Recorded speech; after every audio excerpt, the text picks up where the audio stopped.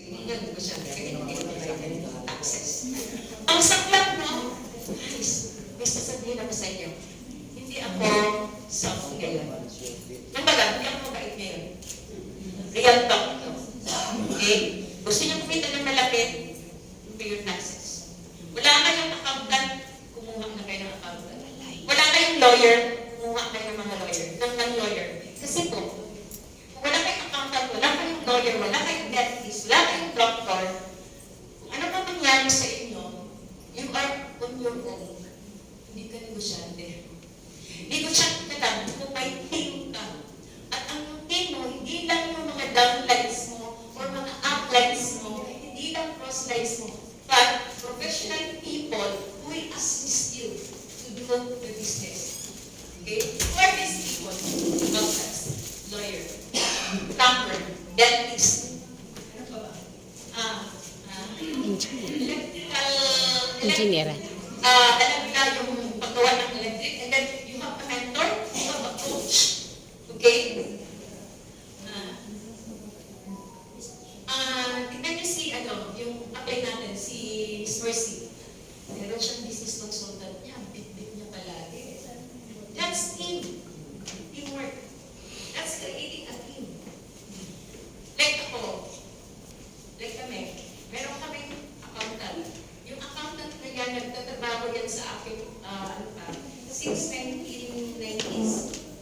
Ang DXND, 2000 kami nag-join. 1990s, meron na kaming accountant. Meron na din kaming lawyer. Kaya lang, as we age, nag-i-age na din yung lawyer namin, nagbabago yung lawyer namin. Kaya lang yung accountant namin is same. When we were the 1990s until now, siya pa rin ang accountant namin. And we're doing good. Wala akong problema sa BIR. Wala akong problema sa BIR.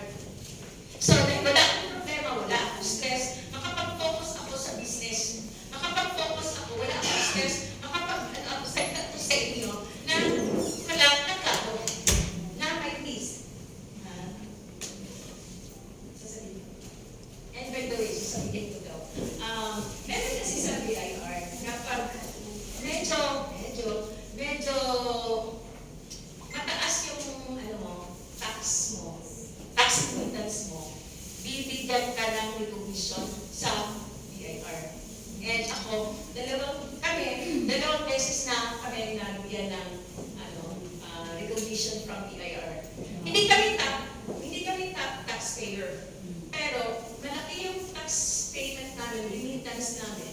And then, na-recognize siya sa BIR. Because yung accountant namin, accredited siya sa BIR. So alam nila na clear yung